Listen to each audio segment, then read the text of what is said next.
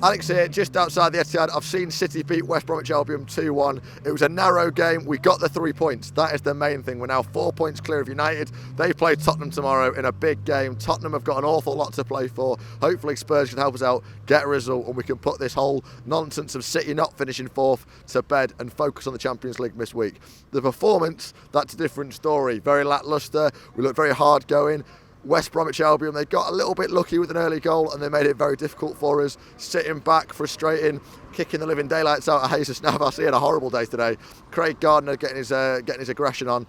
But we ground out, we got the result, and that's a City that 3-4 years ago might have struggled, might have panicked, and we would have got a 1-1 and we'd all be sitting here a lot more frustrated than we are now. And I just said to Stephen on the fan cam, City, we're getting better at playing badly, we're getting better at grinding out results. And I think the one shining light you can take from it is that we didn't give up, and the players looked interested and they looked a little bit more passionate about getting back into the game, even if it was arduous, hard work.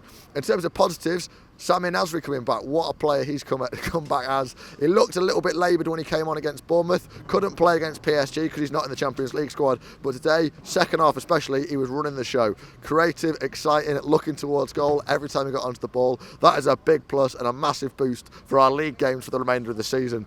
Elsewhere on the pitch, Wilfred Bonney had a really tough game in front of goal, and I don't want to criticise Bonney because he's trying his best, you can see that, but why is Kelechi and Acho not starting ahead of me? If anybody in the comments can give me an answer, I want to hear, because I just genuinely don't know. I was watching Kelechi have a 20-30 minute warm-up down the line, just looking over to Pellegrini, almost just to say, put me on. It was a game today where Kelechi, someone who's excited, someone who's confident, could have broken through and maybe scored a third or a fourth goal for us today. But that's a story for another day.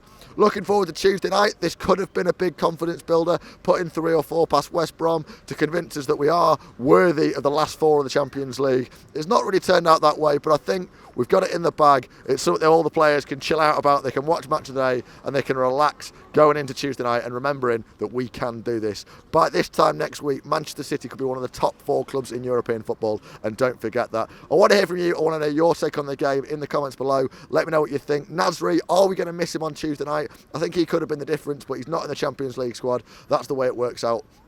I want to know from you about Kelechi versus Bonney. Why is Kelechi not starting? Is Kelechi going to be a main man next season? And Wilfred Bonney, surely he's out the door. And Pellegrini, did he get it right today? I think he was right to rest some players. It worked out more of a risk than maybe we'd hoped that it had gone to plan to. But 3 points, and that's the main thing.